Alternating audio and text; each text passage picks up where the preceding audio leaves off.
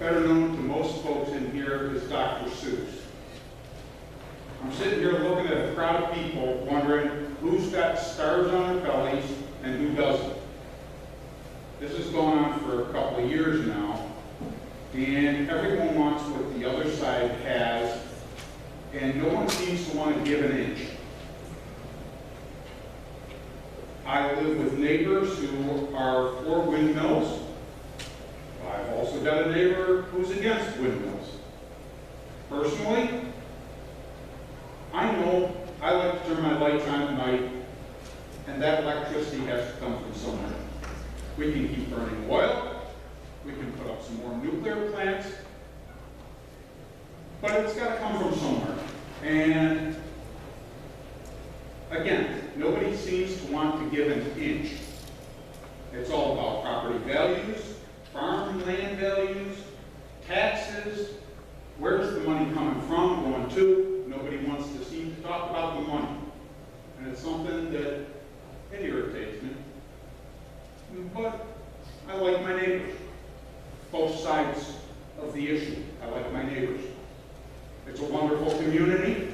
We moved out here about 7 years ago. Came from the Syracuse suburbs. I wish we had done it much sooner. But I see these two sides, nobody giving an inch. And something's got to give sooner or later, and I hope it's not, doesn't get too bitter, I guess is all I want to say. Thanks.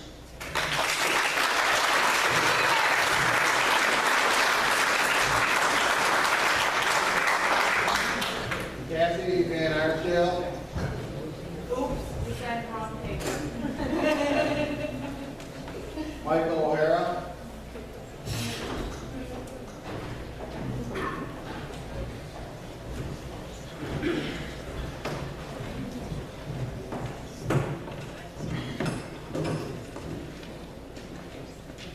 My name is Michael O'Hara. I live on West Hill Road in Madison, and I teach environmental economics at Colgate. So I have my own professional views on wind power and those other issues. But in looking at the laws, I've set those aside and tried to be objective on the laws, because I recognize that it's not my decision to make, it's the decision of all the residents of Madison.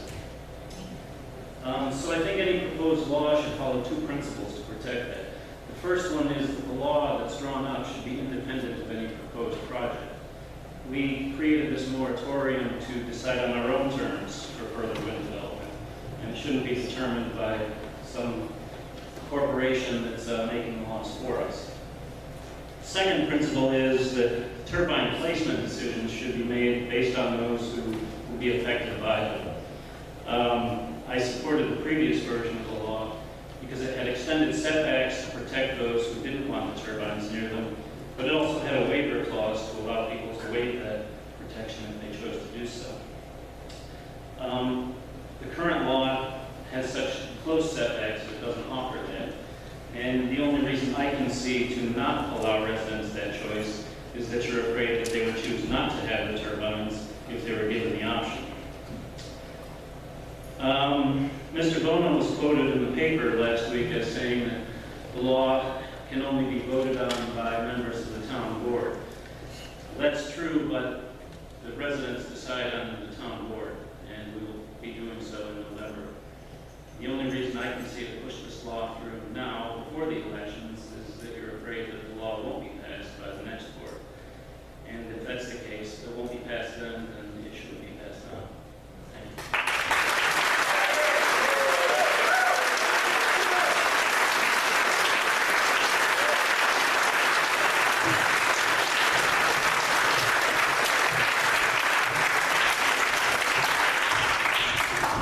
Pat Fraley.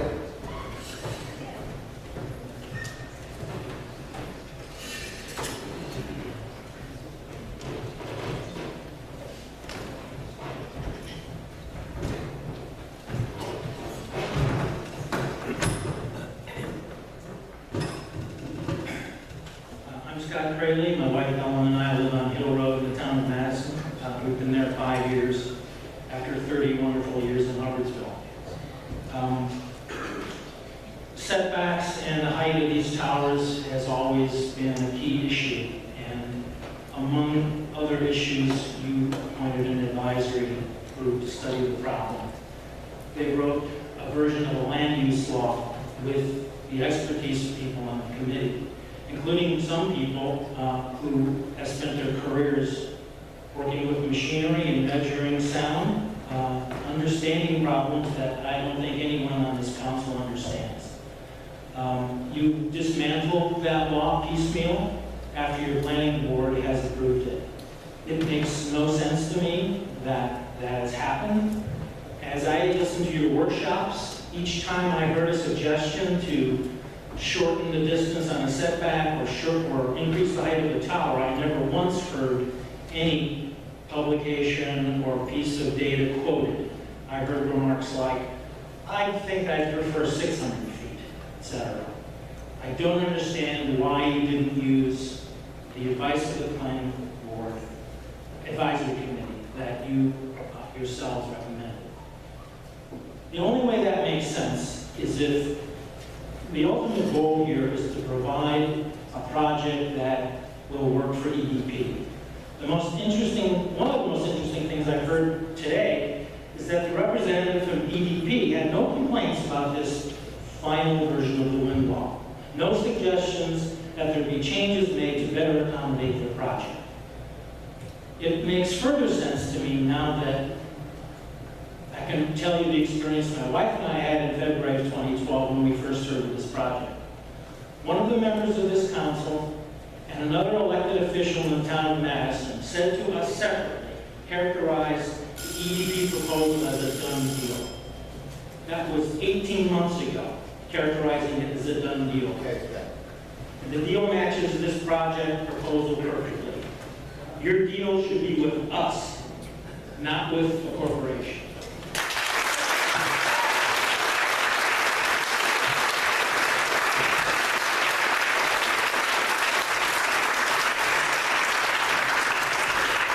Second, May.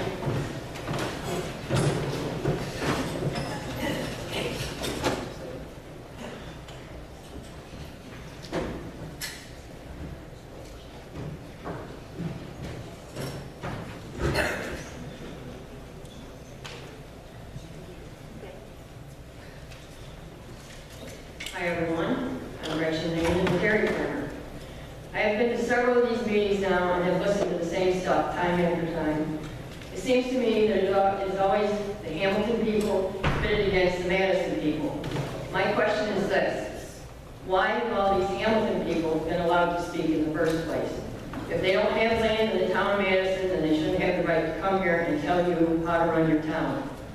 How far do you think the town of Madison people would get if they went to a town of Hamilton meeting and wanted to tell them how to run their town? They wouldn't get in the door, never mind being allowed to speak. I think this needs to be taken into consideration when you make your decision. At first, I felt funny coming over here because I didn't feel that I had any right to speak because we actually live in the town of Sangerfield, even though we have land in the town of Madison that would be directly affected by the decision of this board. After attending several of these meetings, I decided that I belonged as much as anyone. Several years ago, Mike Barnes built what looks like a spectacular house on the hill across the swamp from us. We see it every day.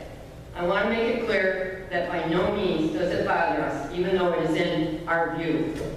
The point here is that he did not ask us if he could build a house in our view, nor did he have to.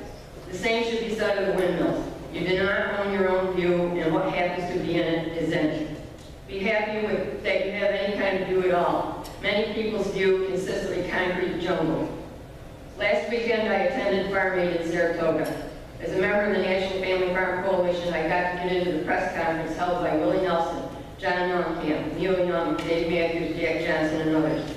Willie explained that 28 years ago, he was having lunch with the governor of Illinois, and the governor was telling him how hard the farmers were having it.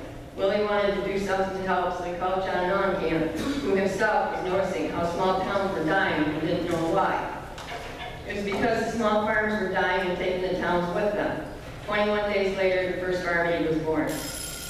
Neil Young's message to us was the small farmers take care of their land while the big corporate farms moving on, and that it was depressing to see what's happening to the American farmers. Willie's final message to us was that if you save the family farmers, then the family farmers will save us. My message would be that windmills will go a long way to saving the family farmers, so this windmill project needs to go forward.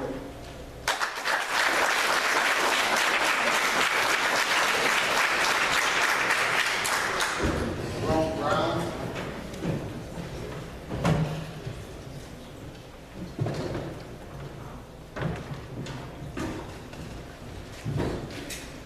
I'm Jerome Brown. I live on Hill Road in the town of Madison. Although, like many people here, I have a Hamilton mailing address.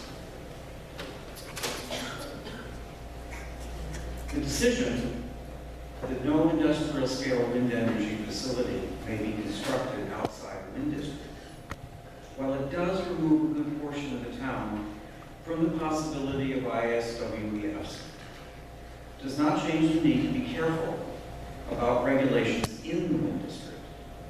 The people who live there deserve reasonable protections. The concept of participating and non-participating owners strikes a balance between the right of a person to decide about the use of the person's property and the right of the person's neighbors to enjoy the use of theirs.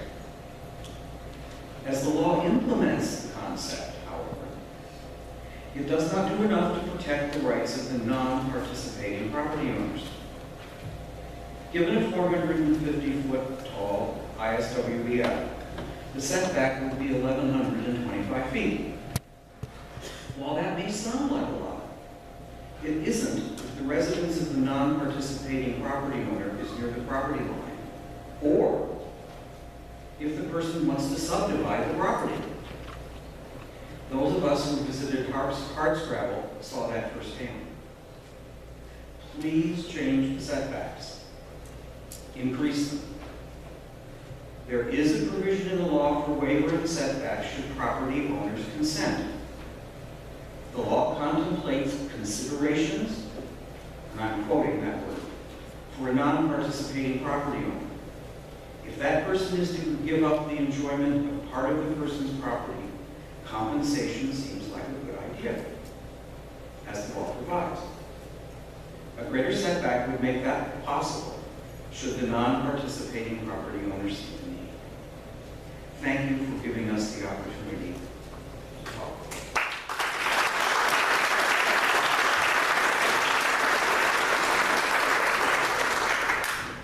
DJ Blackman.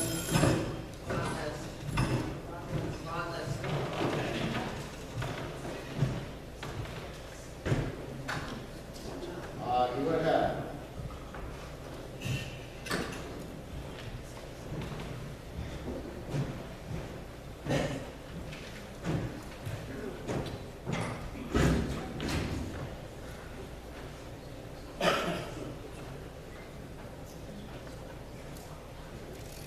My name is Glenn Hadd. I live in Hubbardsville and have land in the town of Madison. Have for my family's been there 150 years, 120 years, and paid a lot of taxes. I think we have a right to express our opinions. First of all, I'd like to thank the board for all the hours and time and money they put into this discussion. And they opened it up fairly to everyone. They've listened to everyone. I think they've done their job. And they've even changed the dimensions of the wind farm.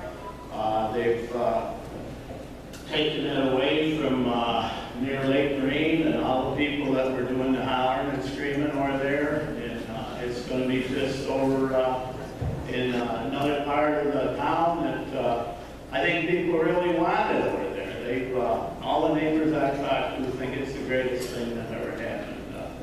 We have buses that come here to go up on Stone Hill and see the beautiful windmills. And this ain't nothing about the value they brought to the town of Madison, not only to the town but to the school. It's very important for the town and the school to have an income like this. And if New York State and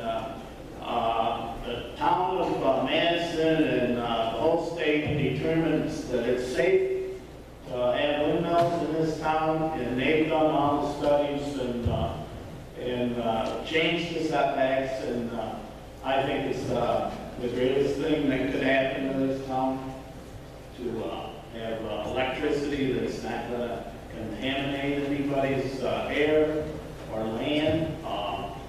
To me, it's a win-win situation. If you gotta look at a windmill, consider the beauty instead of considering how ugly it is. Thank you.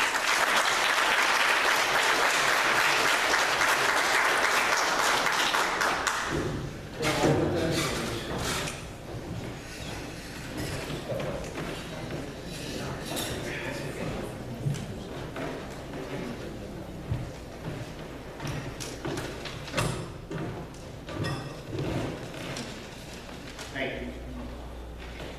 I'm Tim Overton. I live in the town of Madison. I've been a resident for 23 years. I voted for all of you, except for the most recent one.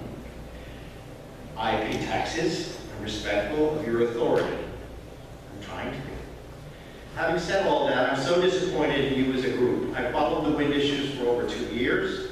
I've tried to find information on the internet by myself that supports your demonstrated ardor, your fervor for being in favor of these wholesale wind development and usage.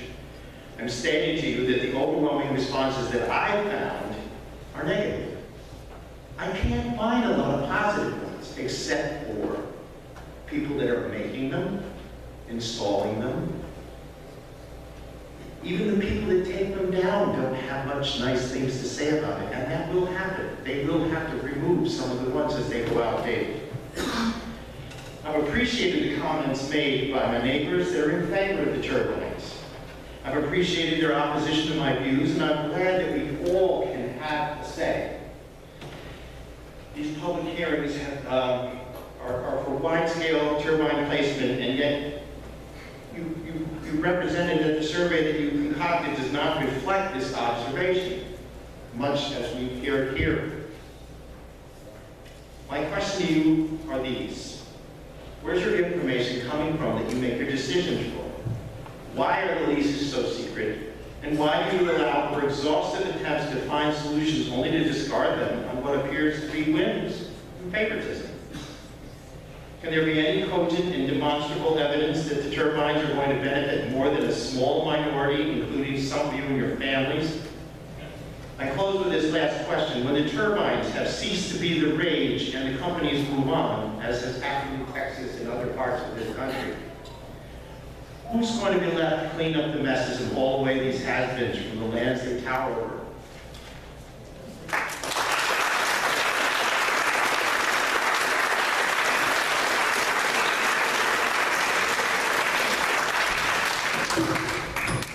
Joanne Overton. John Potter.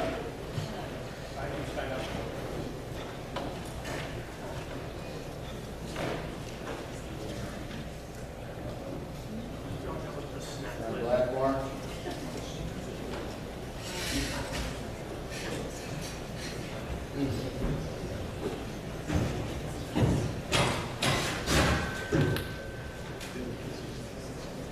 13 years ago, we celebrated wind turbines in Madison.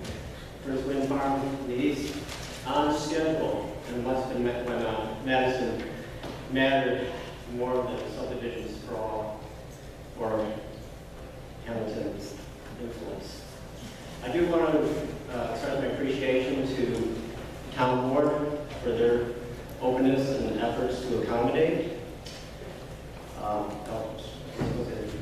Ron Blackmore, 35 years in Madison. I live within the EON project, which is a wind farm right away, and I'm an environmental scientist, and I monitor sound, flicker, and all those things on a daily basis, pretty much.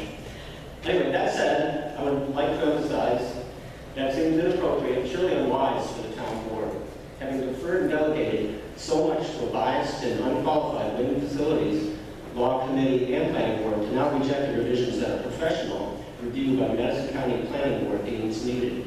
They are